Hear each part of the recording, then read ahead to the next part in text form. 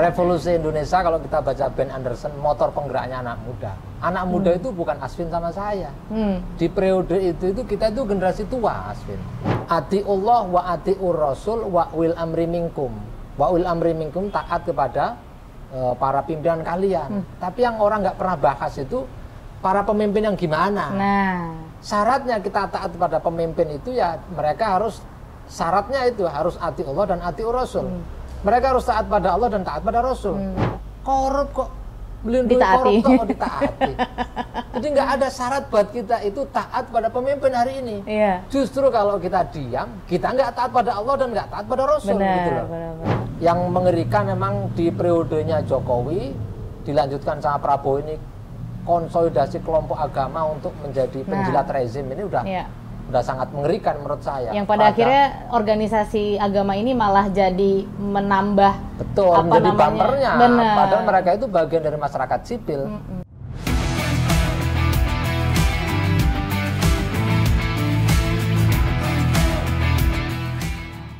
Selamat siang, selamat pagi, selamat sore, selamat malam buat teman-teman Bengkel PDO semua. Di sini kita akan mereparasi sebuah masalah tanpa basa-basi. Tapi sayangnya memang montir-montir lagi pada libur, jadi yang punya yang punya bengkel harus turun tangan. Oke, sekarang kita kedatangan dua narasumber yang cihuy banget. Ada Gus Roy dari Partai Hijau dan juga Kiai terkemuka ya, yang sangat progresif.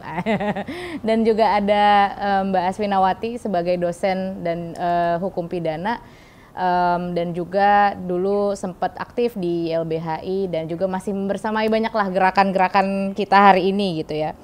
Nah, kali ini di episode ini kita mau membahas terkait soal situasi yang baru-baru saja terjadi, demonstrasi di tanggal 25 sampai dengan 31 Agustus kemarin yang ternyata cukup meregang banyak nyawa, ada 10 orang meninggal. Dan salah satunya adalah supir ojek online Afan Kurniawan yang dilindas oleh Brimob, tapi sayangnya anggota Brimobnya hanya dipecat gitu ya, tidak ada tindak pidana apapun. Dan Kapolrinya juga nggak mundur, malu juga nggak gitu. Nah, jadi perlu ada pertanyaan, banyak sekali pertanyaan gitu ya. Nah, tapi kita lihat tadi ya Brimobnya nggak dipidana, terus udah gitu juga banyak sekarang remaja dan juga banyak peserta aksi yang pada akhirnya ditangkap dan juga ditahan hingga hari ini, termasuk salah satunya adalah beberapa orang diantaranya adalah teman-teman dari Lokataru Foundation, termasuk direkturnya Del Pedro Marhaen yang hari ini masih ditahan di Polda Metro Jaya. Jadi nggak tahu nih kok bisa gitu ya orang dianggap provokator langsung cepet banget nangkepnya lewat patroli siber, tapi giliran kalau ada koruptor lama banget nangkepnya gitu. Nah, jadi saya pertama kali mau lempar pertanyaan ke Mbak Asvin sebagai dosen hukum pidana. Kan teman-teman seperti Pedro dan kawan-kawan ini ada 6 orang ya yang dikriminalisasi dengan tuduhan penghasutan terhadap anak di bawah umur, terus juga pakai UU ITE juga Mbak. Nah, jadi ini agak PTSD ya pakai UU ITE lagi. Nah, dari situ kita ngelihat bahwa salah satu kata-kata polisi adalah karena adanya ajakan di dalam media sosial di Instagram gitu ya dari Blog Politik Pelajar, Lokataru dan lain-lain untuk mengajak aksi. Itu yang pertama. Yang kedua karena adanya posko pengaduan kalau misalkan ada teman-teman remaja atau peserta aksi yang ditangkap secara sewenang-wenang, di mana itu seringkali kan terus-menerus terjadi gitu. Nah, kalau secara pidana gimana Mbak? Emang ngajak demo itu pidana gitu? Oke, ini menarik pertanyaannya. Coba supaya mudah gini, coba kata demo kita ganti dengan jalan-jalan. Oke. Apakah mengajak orang jalan-jalan suatu tindak pidana? Bukan. Kenapa? Karena jalan-jalan bukan perbuatan pidana, bukan suatu yang salah. Kalau kita ganti jalan-jalan dengan mencuri, apakah mengajak mencuri adalah tindak pidana? Salah. Pasti tindak pidana. Kenapa? Betul. Karena mencuri sendiri adalah perbuatan yang salah, adalah tindak pidana. Itu ya? Jadi kalau polisi menganggap mengajak demonstrasi adalah sebuah tindak pidana, maka sesungguhnya polisi sedang menganggap demonstrasi itu perbuatan yang terlarang. Itu kan. Pertanyaannya iya atau enggak lah, ada Undang-Undang 998. Benar. Mereka menyampaikan pendapat di muka umum, gitu ya. Dan dilindungi secara konstitusi kan, kita memang berhak menyuarakan pendapat kan. Betul, bahkan itu di konstitusi. Iya. Jadi orang yang menganggap mengajak demonstrasi itu perbuatan pidana, sesungguhnya dia sedang melanggar konstitusi. Nah, jadi sebenarnya siapa yang salah ya kan teman-teman? Kalau ngajak demo ya, menurut dosen pidana nih ya, bukan karena bahas dulu pernah di LBH ya Mbak, tapi karena memang secara pidana yang namanya ngajak demonstrasi itu bukanlah tindakan pidana, dan itu dilindungi bahkan secara konstitusi, ya kan? Nah, jadi kalau misalkan teman-teman seperti Del Pedro dan kawan-kawan ngajak demo, bukan tindak pidana. Bukan. Iya. Mungkin kemudian pertanyaan lanjutannya, tapi kan demonya ada rusuh. Nah, gitu itu gimana tuh? Itu kan yang jadi dalihnya polisi sekarang. Betul. Pertama, pertanyaan apa sih yang kita maksud sebagai rusuh? Kalau menurut banyak orang, bukan cuma saya baca juga, banyak desakan untuk membuat tim pencari fakta independen. Betul. Benarkah yang membuat rusuh itu pendemo? Pendemo. Iya kan? Kedua, kalau tadi saya ngajak orang jalan-jalan, kemudian di jalan dia nyopet, apakah saya bertanggung jawab terhadap nyopetnya itu? Ya enggak dong. Saya cuma ngajak dia jalan-jalan, sial banget saya. Masa cuma ngajakin jalan-jalan, teman saya nyopet, saya juga kena. Betul. Yang harusnya kena tindak pidana adalah orang yang mengajak orang lain untuk mencopet, bukan yang jalan-jalan kemudian orangnya nyopet. Kalau kayak gitu, itu bisa banyak banget orang kena tindak pidana, gitu kan. Termasuk juga mungkin ini juga pertanyaan buat Gus Roy ya, nyambungnya. Kan di dalam demonstrasi kemarin, alasan polisi menangkap teman-teman ini adalah karena banyaknya anak-anak remaja gitu ya, yang pada akhirnya terlibat di dalam demonstrasi itu, terus udah gitu terjadi kerusuhan dan lain-lain sebagainya. Tapi kan sebetulnya anak-anak ini juga punya hak ya untuk berpolitik gitu kan, dan juga ikut ke dalam demonstrasi. Nah, menurut dirimu nih yang dulu juga aktif di pergerakan 98, jadi aktivis mahasiswa, sekarang jadi kiai, dan ya menurut Gus Roy sendiri gimana melihat itu gitu? Apa peran anak muda, remaja dalam demonstrasi? Revolusi kita di Indonesia itu langsung revolusi ngomongnya. Revolusi Indonesia kalau kita baca Ben Anderson, motor penggeraknya anak muda. Anak muda itu bukan Asvin sama saya. Di periode itu kita itu generasi tua, Asvin. Jadi anak muda ini anak-anak yang kita sebut remaja sekarang itu. Kalau kita baca juga misalnya catatan Haryo Kecik ya, tentang anak muda yang berlawan di Surabaya itu, mereka nggak pakai pantolan, nggak pakai sepatu. Ini anak-anak yang marah aja. Dan secara moral itu benar. Itu yang pertama ya, kalau dalam sejarah bahwa motor perubahan bahkan revolusi Indonesia itu dipelopori dan dimotori oleh anak muda yang kita sebut remaja hari ini, anak STM. Apalagi mereka ini secara langsung, mereka ini kan korban seluruh segitiga kekerasan. Kalau kita pakai Johan Galtung. Apa tuh segitiga kekerasan? Satu, kekerasan struktural, kultural, dan kekerasan langsung. Mereka ini korban langsung. Jadi kalau mereka itu marah wajar. Kekerasan struktural misalnya akses kepada pendidikan, kepada sumber daya ekonomi, mereka nggak dapat. Ya kan? Terus dipamer-pamerin. Udah hidup susah dipamer-pamerin, ya kan? Terus marah itu. Kekerasan struktural. Kekerasan kultural, kalau mereka ngamuk, mereka dilabeli jahat. Betul. Dianggap teroris, musuh negara. Lengkap itu. Kekerasan langsung, digebukin dia. Jadi udah total lah mereka. Tiga-tiganya mereka dapat. Tiga-tiganya jadi korban dari segitiga kekerasan. Kalau kita pakai konsepnya Johan Galtung. Jadi kalau secara historical, memang anak muda ini yang melawan gitu loh. Jadi nggak ada masalah. Jangan dipikir terus mereka itu nggak punya kesadaran politik, terus nggak boleh bicara. Itu ya. Yang ketiga ini yang menarik ini, kalau dalam pandangan Islam, karena sekarang ini banyak yang dikit-dikit agamawan terus ngomong nggak boleh, itu nggak boleh gitu. Taatlah kepada pemimpin. Ya emang betul ayatnya itu bunyinya begini. Atiullah wa atiur rasul wa wil amri minkum. Wa wil amri minkum, taat kepada para pimpinan kalian. Tapi yang orang nggak pernah bahas itu para pemimpin yang gimana.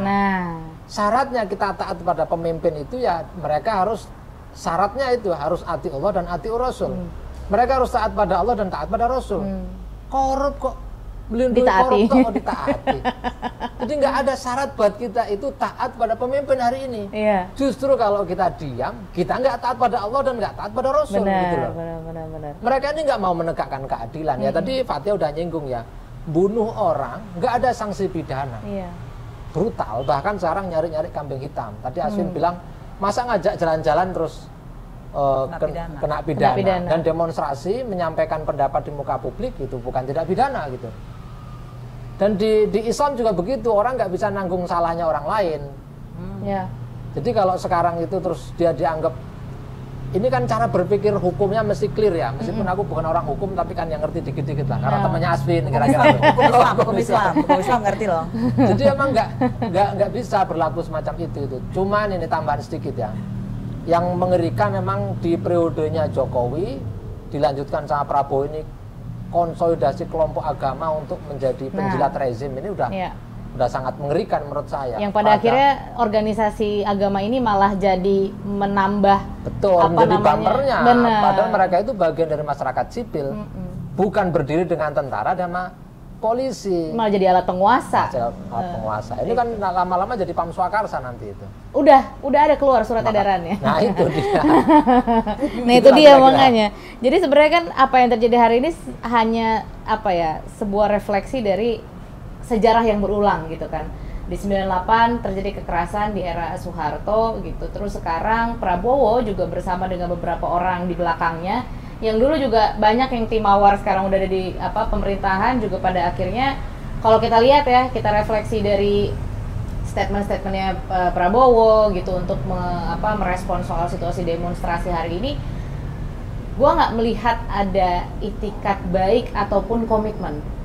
Dia pertama bilang, oke, saya minta maaf, tapi setelah itu malah menimbulkan kepanikan baru sebagai orang warga negara nih ya, yang tidak, gue melepaskan embel-embel gue sebagai aktivis. Kalau gue ngelihat statement itu, menurut gue, gue kok malah makin panik ya gitu. Jadi gue melihat bahwa statement-statement yang diberikan Prabowo itu isinya hanya nyap-nyap gitu ya, kalau kata anak-anak muda sekarang. Dan kedua, bikin takut aja gitu. Nah itu kan beda sama kejadian misalkan di Hong Kong. Hong Kong juga sama anak-anak SMA kan. Terus kemarin di Nepal ada pembakaran istana gitu kan, yang dimana dipelopori oleh teman-teman muda. Tapi kenapa ya kalau di sini sekarang teman-teman seperti Del Pedro dan kawan-kawan, dan bahkan ada beberapa di daerah-daerah lain yang juga aktif menyuarakan pendapat, ikut demonstrasi, menyuarakan soal ajakan ikut demonstrasi, mereka jadi kambing hitam. Kalau dari perspektif pidana Mbak, nah itu apakah akan pada akhirnya ya berdampak sama ketakutan publik udah pasti. Tapi dari konteks pidananya menurut Mbak Asvin, apa sih yang janggal dari pengkambing hitaman ini? Pertama begini, dalam hukum pidana itu ada satu kausalitas, hubungan sebab akibat. Jadi ya ada orang ngajak demonstrasi dan yang diajak anak-anak, atau kita sederhanakan ada anak-anak diajak demonstrasi. Kemudian anak-anak itu kena pukul. Kan salah satu yang saya baca begitu kan, pasalnya membahayakan anak-anak gitu ya. Sekarang pertanyaannya, anak-anak ini bahaya dipukul siapa? Dipukul polisi. Berarti kausalitasnya dengan polisi, bukan dengan yang ngajak. Seperti tadi kita ya, jadi logika itu harus lurus. Kalau kita ngajak orang jalan-jalan, ya kan? Kita jalan-jalan ke pesantrennya Gus Roy. Di perjalanan kita kemudian ditabrak sama orang. Berapa orang meninggal? Apakah kita bertanggung jawab karena mereka ada di jalan itu karena kita? Ya enggak dong. Yang bertanggung jawab yang nabrak. Jadi sebetulnya yang sedang dikriminalisasi kepada Pedro dan kawan-kawan dalam cerita jalan-jalan itu, yang dipidana, yang dikriminalisasi adalah orang yang ngajak jalan-jalan, bukan orang yang nabrak itu sehingga mati. Ini mengerikan ya. Kalau buat orang pidana, dia bukan hanya menimbulkan korban yang sekarang ditangkap, itu jelas keluarganya dan ketakutan yang meluas untuk konteks negara hukum. Tapi sebetulnya ini ada kecacatan logika pidana yang artinya ini adalah bentuk nyata secara gamblang kekerasan oleh negara dengan instrumen hukum. Dan saya takut kalau ini diterima, maka dengan kasus-kasus lain akan terus bergulir. Dan itu sebenarnya udah terjadi sejak lama kan, berulang lagi dari reformasi di korupsi. Ada tuh kambing hitam yang ketangkep, omnibus juga sama gitu kan, teman-teman buruh juga banyak yang akhirnya dikriminalisasi. Dan sekarang di Agustus Kelabu ini kalau teman-teman Tempo nyebutnya gitu. Nah, dari tadi Mbak Asvin udah nyebutin kausalitasnya, berarti sebenarnya bukan sama orang yang ngajak, ya kan? Berarti anak-anak ini yang ikut berpartisipasi dalam demonstrasi itu bukan jadi tanggung jawabnya teman-teman yang sekarang ditahan gitu kan di Polda Metro Jaya dan di beberapa daerah lainnya. Nah, buat pertanyaan buat Gus Roy. Dulu Gus Roy juga sering kali turun ke jalan, bahkan sampai sekarang gitu ngelihat banyak. Melibatkan anak saya juga ikut. Bahkan ikut kan anak-anaknya. Anak saya ikut. Itu dia, itu malah masih SD, SMP ya kan. Nah jadi kita ngelihat bahwa keterlibatan anak muda nih di Indonesia nih kan sempit ya. Mereka baru diajak ayo kalau mau pemilu ya kan, karena mereka jumlahnya banyak. Nah kalau menurut Gus Roy gitu ya, yang sangat banyak melibatkan anak-anak muda, memberikan space gitu buat teman-teman muda, harusnya tuh partisipasi sipil dan politik tuh yang dimiliki sama anak muda tuh seperti apa selain demonstrasi ini, dan kenapa mereka terus-terusan dibatasi dan dianggap sebagai korban padahal dia jadi korban dari kekerasan polisi gitu? Ya menurutku begini ya, tadi dirimu udah menyinggung bahwa mereka ini dipakai setiap 5 tahun sekali. Benar. Dan diperebutkan, padahal itu demokrasi kita ini sangat prosedural sekali. Secara prosedur memang demokratis seolah-olah. Makanya pemilu juga dilabeli sebagai pesta rakyat. Padahal sebenarnya pestanya para bohir.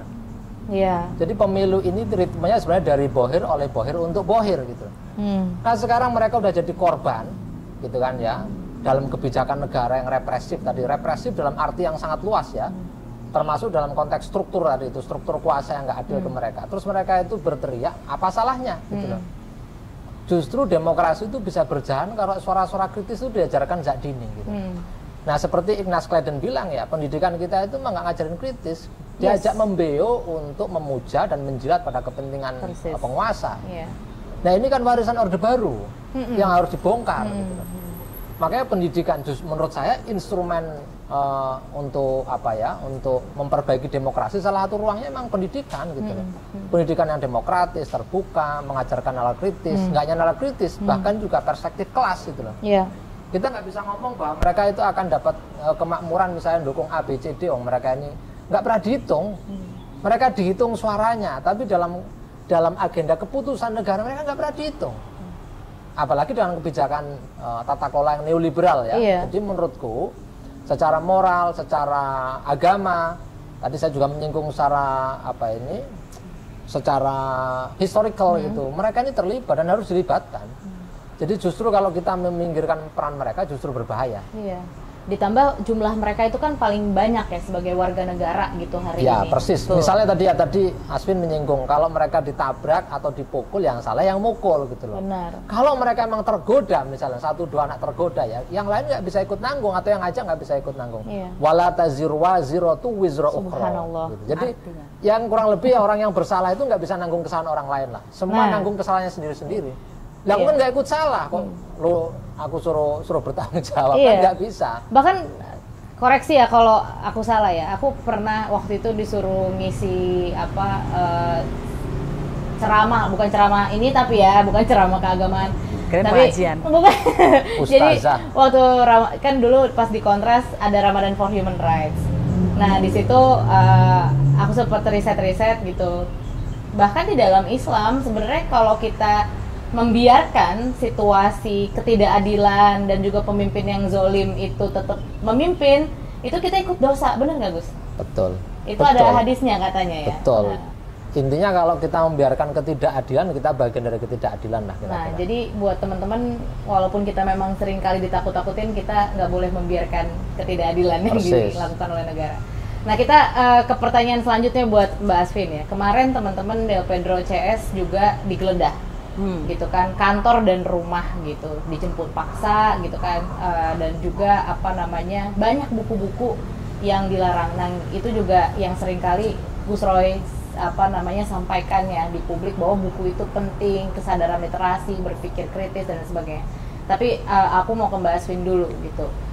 Apakah menurut dirimu di penggeledahan kemarin gitu ya, walaupun mereka sebenarnya polisi pakai sih surat penggeledahan dari pengadilan gitu-gitu, tapi kalau kita lihat dari barang yang digeledah dan juga bagaimana polisi datang rame-rame 10 orang gitu, nah itu menurut dirimu di dalam apa namanya aspek pidananya gimana sih? Karena itu kan juga fearmongering banget gitu Mbak buat anak-anak muda gitu. Saya mau tempatkan penggeledahan ini dalam konteks upaya paksa yang lebih luas. Jadi upaya paksa itu termasuk menahan, menggeledah, menyita gitu.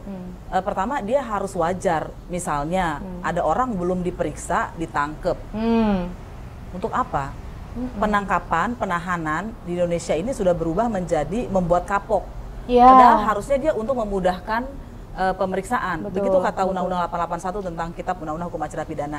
Jadi kalau dia misalnya dipanggil-panggil nggak datang, setelah 3 kali dia ditangkap untuk diperiksa, itu masuk akal. Tapi kalau dia nggak pernah diperiksa, di BAP gitu bahasanya, terus kemudian dia ditangkap untuk apa?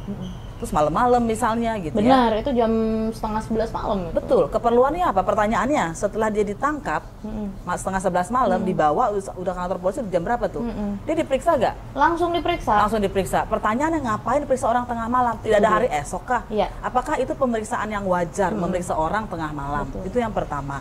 Yang kedua, kenapa nggak dipanggil dulu, diperiksa, baru kemudian dan gak harus ditahan, karena penahanan itu kan kalau dia diperlukan, ada orang ini mau melarikan diri, gitu ya, atau menyembunyikan barang bukti gitu ya, mau menghancurkan, merusak tindak pidana itu ya. Nah kemudian soal penyitaan, sebetulnya di undang-undang tuh bilang begini, nggak boleh barang-barang yang tidak ada hubungannya dengan tindak pidana disita. Sekarang yang disita buku kan? Buku. Nah ini sebetulnya cocok. Jadi sebetulnya ini alam berpikirnya polisi atau penyidik ini masih dalam alam berpikir Orde Baru atau negara yang otoriter lah ya. Kalau sekarang jadi neo Orde Baru, yaitu demonstrasi dilarang. Terus kemudian karena itu tidak ada kebebasan berpikir, berpendapat. Jangan lupa sebetulnya undang-undang yang membebaskan kita berdemonstrasi itu tahun 1999. Undang-undang 9, 998, ya kan? Itu sebetulnya kayak penanda itu loh, Gus Roy. Bahwa ini kayak semacam deklarasi negara. Oke, zaman Soeharto dulu orang demonstrasi ditangkap atau bahkan ada yang diculik setelah sekarang udah boleh ya. Sekarang udah boleh ya. Ini batas kita ya antara yang masa kekelaman, kegelapan dengan masa demokrasi yang terang benderang dan riang gitu kan. Iya, benar. Dan karena itu dulu ada namanya orang buku bisa disita. Sudah ada putusan MK yang tidak ada lagi boleh razia barang-barang cetakan itu. Kan dulu ada tuh undang-undang kejaksaan apa yang memberikan kewenangan ke kejaksaan, undang-undang PNPS ya tahun 65 itu yang membiarkan kejaksaan bisa menyita karena dianggap nggak ada kebebasan berpikir. Buku itu sesuatu yang berbahaya. Nah bayangkan ya, kita bayangkan kalau buku dianggap berbahaya, ini buku terus di sini ada senapan angin lagi. Emang mau berburu, ada senapan, ada senjata, ada gas air mata, ada pistol. Kalau buku dianggap berbahaya, itu kan berarti seotoriter apa dia takut sama buku yang diambil buku. Betul, kita harusnya takut sama senjata yang berkeliaran di masa damai, bukan atau dipergunakan sewenang-wenang karena bisa membunuh orang. Dan ternyata terjadi bukan dengan buku. Hari ini buku yang disita, gas air matanya makin banyak. Itu anggaran Polri-nya makin tinggi. Itu memang tanda-tanda ya bahwa kita sudah masuk lagi ke masa itu otoriter. Yang dimana berarti undang-undang soal kebebasan berkumpul tadi yang jadi bentengnya antara zaman gelap dan juga reformasi, Orba dan reformasi itu sekarang udah dilindes juga ternyata sama kepemimpinannya Prabowo. Jokowi menghadirkan ruang yang sangat leluasa sebetulnya buat Prabowo meneruskan dan lebih memperburuk situasinya gitu kan. Nah Gus tadi ada soal berpikir kritis, penggeledahan, buku yang diambil, bahkan buku-buku yang sebetulnya kalau kita baca itu sangat berpengaruh buat gerakan-gerakan masyarakat sipil. Nah menurutmu tadi juga dirimu udah bahas soal kita nggak punya berpikir kritis, kita anak-anak muda ini selalu dibatasi. Nah menurut dirimu nih dalam pengamatanmu di gerakan-gerakan muda hari ini, pada akhirnya itu berdampak nggak sih terhadap bagaimana gerakan-gerakan muda ini juga akhirnya tidak sinergi, terus mereka juga gampang dilemahkan dan lain sebagainya? Ya tentu sangat berdampak ya. Ya agak aneh aja kalau khawatir sama buku itu. Tapi kalau kita balik positive thinking, Aswin, jangan-jangan yang polisi pengen pinter. Waduh, mau bikin book club kayaknya. Makanya, terus mereka bikin kelompok diskusi. Nggak mau beli buku maksudnya? Mau bikin book club mereka. Tapi justru kalau mereka merampas buku itu menunjukkan mereka udah kalut betul ya, udah sangat khawatir, bahkan sampai mau menggeledah pikiran. Nggak ada, bahkan dalam hukum Islam aja itu orang pikiran jahat aja nggak bisa dihukumin. Luar biasa. Itu dalam hukum Islam. Ini kok aneh loh, orang punya pikiran kok diatur gitu. Jadi menurut saya justru semakin menunjukkan bahwa mereka itu memang sedang bersalah dan mau menutupi kesalahannya dan mempertahankan kesalahan itu. Jadi buat kita ini jadi ini ya, early warning system. Teman-teman digerakkan justru semakin harus waspada, semua harus melihat, sorot matanya harus kita arahkan ke wakil rakyat, ke rezim hari ini, ke aparatus kekerasan negara ya, yang sudah berulang kali bertindak brutal, bahkan kolornya aja dibeliin rakyat gitu loh. Bukan hanya rantisnya, kolornya aja dibeliin rakyat, itu kok bisa-bisanya nginjek rakyat itu. Jadi justru ini jadi momentum buat kita silaturahim. Silaturahim itu kalau silat itu artinya menyambung, rohim itu kasih sayang. Menyambung kasih sayang itu sesama orang yang menegakkan keadilan. Bukan ormas Islam dukung pelaku ketidakadilan. Itu bukan silaturahim. Kalau dalam Islam itu Aswin mau menegakkan keadilan, saya mau menegakkan keadilan. Kita silaturahim itu harus ketemu. Dalam bahasa kita harus berkonsolidasi, harus nggak bisa dipecah belah. Harus ada visi minimum bersama yang harus kita perjuangkan. Paling nggak demokrasi kembali, terus kemudian otoritarianisme bisa dihadang. Dan orde baru yang paling baru ini nggak benar-benar bisa dilahirkan. Artinya harus kita, kalau enggak ya sudah, generasi di bawah kita, terutama saya yang udah punya anak ya pasti mewariskan hidup kelam buat mereka. Mbak Asvin, mungkin ini pertanyaan terakhir ya buat berdua. Apa refleksi dan juga pesan-pesannya lah buat teman-teman muda, terutama karena kan kita enggak sih, gue juga udah nggak muda banget sebenarnya. Tapi buat teman-teman yang lebih muda ya, umur 20-an bahkan anak-anak sekolah ya, gue kemarin sempet dapat banyak DM dari teman-teman masih SMP bahkan gitu. Mereka nanya, Kak, aku tuh sebenarnya dengan situasi kayak gini boleh nggak sih demo gitu? Terus kalau aku demo nanti aku bakal ditangkap juga nggak dan lain-lain sebagainya gitu. Padahal tadi kalau misalkan diterangkan ya sama Mbak Aswin, ada kausalitas di mana sebetulnya yang bertanggung jawab atas kekerasan dan yang menimbulkan kerusuhan itu adalah polisi, bukan yang ngajak demo ya kan. Nah, menurutmu refleksimu sepanjang demonstrasi ini, kriminalisasi ini yang terjadi sekarang, dan juga pesan buat teman-teman muda apa? Termasuk buat Gus Roy tadi juga udah ngejelasin soal berpikir kritis, soal kita harus berkumpul, bersilaturahmi gitu ya. Apa kita ke depannya akan bereskalasi misalkan kalau demonya terus-terusan terjadi gitu. Kalau teman-teman Celios bilangnya mau hard landing apa mau soft landing nih gitu. Jadi apakah kita harus hard landing dengan terus membakar semangat publik, dan bagaimana cara kita bersiasat untuk tetap kuat gitu ya, nggak digesek-gesek horizontal terus tuh gimana? Boleh dari Mbak Aswin dulu. Iya, jadi sebetulnya kan beberapa waktu lalu, beberapa tahun lalu ya udah lama, dunia kenal ada namanya Greta. Dia demonstrasi untuk iklim, untuk perubahan iklim, dan itu sebenarnya cuma satu nama yang terkenal, banyak di tempat lain. Dan orang-orang merayakan itu.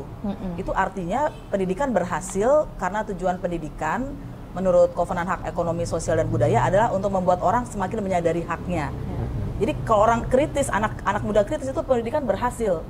Harusnya bukan dihukum, apalagi orang dewasa yang ngajarin yang dihukum gitu. Dua-duanya nggak boleh dihukum. Nah, untuk teman-teman muda, ya manusia itu yang dimiliki yang terakhir adalah pikiran. Jadi kalau kita tidak berpikir kritis, kita perlu mempertanyakan kemanusiaan kita. Nah kan pertanyaannya, tapi saya juga tahu bahwa situasi ini berat. Ya tentunya kita harus saling terhubung satu sama lain, dan tidak maju sendiri, karena itu sangat berbahaya.